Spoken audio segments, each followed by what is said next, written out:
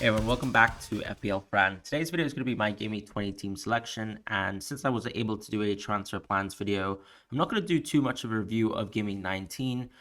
Here's the team on the screen. It ended up with 44 points. Wasn't the best team, and as I said, regret the Colwell over Porro decision. Just thought Colwell would be fit enough to play maybe 60 minutes and thought decent chance of clean sheets comparably to Spurs. Now, obviously, Spurs conceded 4 goals, but Porro ended up doing the business.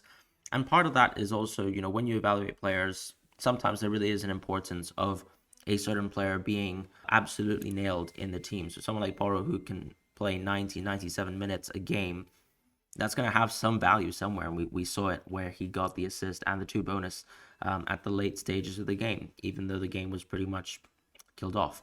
As far as, let's say, how I plan to play for FPL this week, firmly lost faith and confidence really in Cash and Colwell as assets.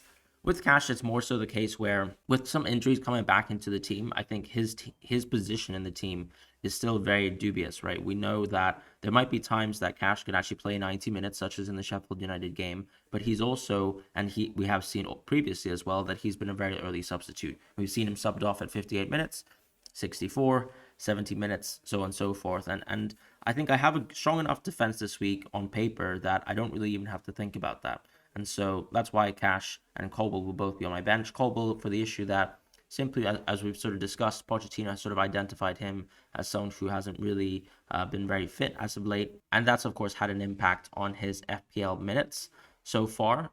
And I do regret it. So it's a decision that leaves me with 4 points down, but we can totally move on from that. As far as the rest of my team, though, I think there are 2 risks going forwards. It's simply between Richarlison and Darwin. And we saw that within even the minutes this season, right? Richarlison is someone who has very, very rarely completed a full game for Spurs. If anything, recently, particularly coming back with a back injury, plus the fact that they're actually playing effectively every 2 to 3 days, midweek games effectively, you're now looking at Richarlison being subbed off for 65 minutes, 63 minutes, or even 75 minutes. But it just generally suggests that his minute ceiling for this team is very low. And part of that is because they have a player like Vadith who can actually just come in and take the minutes away from him as a substitute. Plus, also, I think Ange is someone who does actually like to just make sure that he actually respects the sort of fitness levels of his players as opposed to sort of running them ragged, right? So Richarlison in a 0-3 sort of game situation, there was no reason, I suppose, to sort of keep him on the field, and Tottenham did not chase with him. However, I think looking at the Bournemouth game, I'm still pretty confident he starts. The alternative issue that I have in my team is someone who also sometimes has poor X minutes, which would be Darwin. The big thing I would say with Darwin is that Jota has just come back. So the chances that Jota just comes back to start the game versus Newcastle at the tail end of the year, for me, is extremely unlikely. So it always goes back down to, which 2 of the 3 between Luis Diaz, Cody Gakpo, and Darwin Nunez will start. Now, Gakpo has actually started the last 2 games. Luis Diaz has been benched in the previous one. So I think he's usually what happens with Liverpool is we like to see, who got benched in the previous game as a good illustration of who might start in the next one. And so because Gakpo's actually played 2 in a row, I think it's likely that we might actually see Nunez and Diaz come back to the fray, and maybe Gakpo would be on the bench for a while. The concern, though, obviously, is that with Jota actually within the team, that Darwin's ceiling, I suppose, in terms of a minutes perspective, could also be a little bit lower. For example, I think Jota could actually, as opposed to being a minute substitute who comes on at 86 minutes, he could easily come into the team and actually play from the 70th minute onward, really. And so that's a concern. So those are the 2 players that I'm really picking between, because I think everyone else on paper has a good game. I know when we look at someone like Saka, we've had plenty of good games, and honestly, the points distribution from Saka recently have been really poor. And part of that is because he's had such a brilliant start to the season and recently been quite tame. So has really the Arsenal attack in general. But I think when you're looking at the Arsenal attack right now, it's probably between Odegaard and Jesus, who've been probably the slightly more bright sparks in the team. And then Saka has been a bit dull as of late. But I still firmly believe that Saka is a good pick, and part of that is because he has a share penalty percentage, and his non-penalty expected goal involvement stats are still very good compared to what they were last season, where he was still a very consistent performing asset. So this is sort of my opinion on my team in terms of just recapping after Gameweek 19, having a little bit of time to decompress and just thinking about it. Now let's actually go towards my Gameweek 20 Team Selection. In terms of the actual team selection, I just wanted to quickly discuss the options of transfers that I have available. Two types of transfers I think would be luxurious, and the reason why I say they're luxurious is because ultimately I do think that this is a very, very good week to roll, because when I look at the structure of my team, it's not like I have three Man City players, so it's not like I have the best city in the business covered, right? Or the best fixture in the business covered. So yes, of course, I would like to have as many City players as possible for Sheffield United at home, but the reality is I think I'm only going to have one City player for this game week, and that City player is probably going to be Alvarez, who already resides within my team.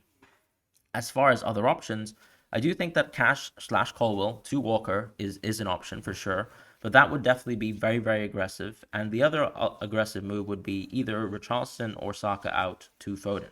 Now, I say this with even Salah and Son in my team, so it doesn't feel good. And part of the awkwardness of Gaming 20 is both Salah and Son have great fixtures. Bournemouth at home, and now Newcastle at home, particularly with how weak this Newcastle team have looked from underlying stats and also just on-field display.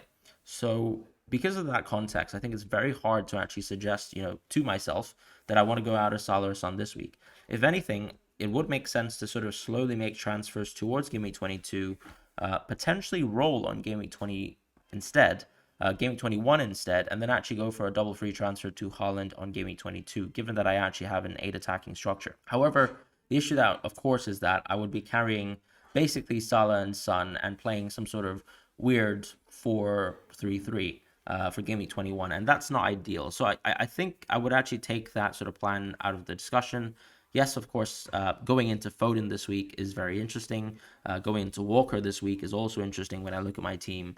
But I think you should only really go into these players, particularly Foden, for example, if it's an absolute luxury and you actually have two free transfers in the bank and you're actually planning to roll one of those free transfers so that you can actually bring, for example, someone like Haaland back, not on Game Week 21, but on Game Week 22.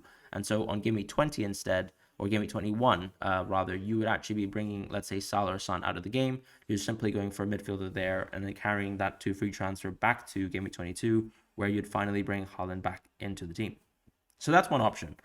The alternative option, as I said, is just simply rolling, which I think I will do this week for the simple reason that, as I said, I think my team looks very strong. It's not exactly the best team on paper for this game week, but I think it's strong enough and it's capable enough where I'm happy with how it looks going forwards. Plus, I can actually set myself up, as I said, to be flexible towards what the situation is with Haaland, and also sort of pick the right picks going forwards between, let's say, Salah and Son, knowing as well that Kevin De Bruyne is coming back into the game and that I might have to keep an open mind to him, or even consider someone like Estupinian, who just came off scoring a goal versus Tottenham and played 45 minutes. So that's the sort of landscape of FPL, particularly with the lens sort of looking at my team. As far as what I'm actually filling out this week, as I said, just due to the sort of issues that I had with the benching conundrums and also, who deserves to be on my bench. I will be playing Areola. Now, of course, when we talk about Areola, he's got a lot of points as of late. I actually think that he's going to lose the clean sheet again. But the simple reality is Areola still has a better fixture than Dubravka. So I'm going to take my chances with Areola and hope that he gets the sort of clean sheet and actually is something that I can benefit from finally. As far as the actual defense, I'll be playing Alexander-Arnold Trent, Pedro Porro, and Gabriel.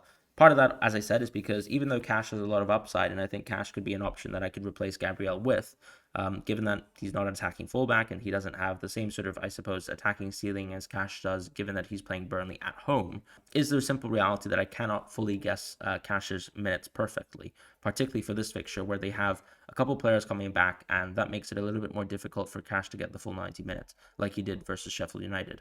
And so in the midfield, I'll be playing with Saka, Son, Salah, Palmer, and Richarlison. This actually means, of course, inevitably, that Darwin is benched. However, as I said at the start of the video, the true benching conundrum within my team is between Richarlison and Darwin. I do think Richarlison still has a better fixture, even though Spurs have looked pretty terrible, if we're being honest. However, Darwin, of course, as a midfielder versus forward, you still have less access, I suppose, to points when you're a Darwin versus a Richarlison, who's in the midfield position, effectively playing center forward. So, of course, more points for goals scored, even a point potentially for a clean sheet, which is so unlikely for Spurs.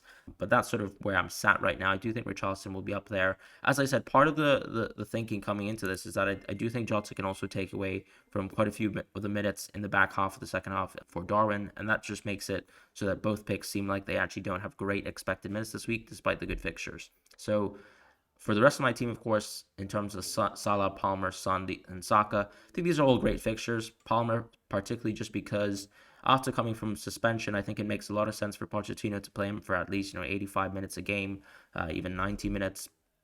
This is a really good sort of landing spot for Palmer. As far as Salah, ultimately, fitness, just general Liverpool things where outside of the Sheffield United game, I do think Salah is usually prone to play 90 minutes and ultimately still a great option for Newcastle, particularly with the Newcastle we've seen as of late. With Son, similar situation where, of course, I think it's nice, first of all, that Spurs are playing at home. We always like to see the home and away advantage there. But yes, Bournemouth have absolutely been a surging team and they played incredibly well. Not just from the attacking point of view, but specifically also on the defensive point of view. A couple clean sheets here and much less goals conceded, really after that sort of 6-1 defeat versus City. And then Saka, dismaying as an asset, but still I think Fulham have looked pretty poor as of late, and I still have quite a bit of confidence in him, particularly just because he's also one of the few Arsenal players who actually gets 90 minutes.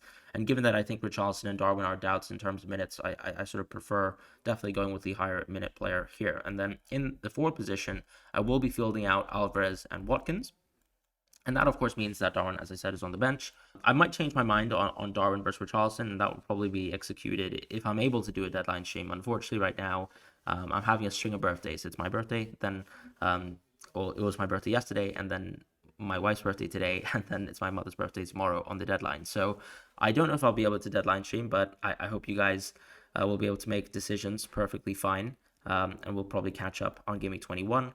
But on captaincy, I would just like to say that I think we have great options this week. And actually, outside of my own team, I think that Foden, for example, is a fantastic captaincy option as well. If you have Foden in your team, I'd definitely think about it because it's pretty unlikely, given the sort of diagnosis, I suppose, that Pep has given on Kevin De Bruyne and even Haaland, that let's say someone like KDB will probably take too many minutes away from someone like Foden, who potentially, of course, can be a sub out for KDB. Now, this could obviously apply to Alvarez as well, depending on let's say the situation and how Pep decides to play. We've seen, of course, false nine Pep before, and ultimately, as I said, Alvarez is someone who's also prone to playing maybe a few less minutes if KDB comes in. But KDB is also someone that absolutely needs to be managed. He's had a long-term injury. They don't really want to re-injure him. Can't see him taking big minutes on Gameweek 20. So for that context, I think Foden's fantastic. But ultimately, within my own team, Salah, Son, and Alvarez are probably going to be the most likely suspects. Now, in terms of goal-scoring odds, it's actually pretty close between all of them. Salah, Son, and Alvarez, that is. And ultimately, it's also a case of, let's say, things like, do you think Alvarez is maybe not reflected accurately by potential models, right? Because Alvarez is going to play once again 90 minutes without Haaland, which means that once again he's got access to penalties, he's on set pieces, and so on and so forth. So that's a very good sort of landing spot for Alvarez, particularly with the best fixture in town, even though he's a forward compared to two other midfielders who still have relatively good fixtures and are also on penalties. So I think it's very, very close between them. Personally, I do like to target the easiest fixture, and I would like to do so with Julian Alvarez. So I will be captaining Alvarez this week. It's very close, as I said, between Salah and Son as well. The only thing that makes me think about going Salah over Son is simply, yeah, this Tottenham team does look a peg worse, if I'm being honest, with Romero out. Those small little factors, I suppose, can always add up to what you think will happen in a game. And I do think, particularly with, let's say, how bad Newcastle have been as well, if we're just even considering things such as form or really just how strong teams have been lately, Bournemouth, of course, definitely do look a lot better than Newcastle. And so from that perspective, I do think Salah is going to be my vice captain. However, very easily could be my captain as well. That's going to be my team selection. So thank you guys so much for watching. I hope you guys have a wonderful time, some happy holidays as we look ahead towards the new year. So an early sort of season's greetings and happy new year to you all around the world. And I'll see you guys in the next video. So take care and goodbye, and hope you guys get some green arrows.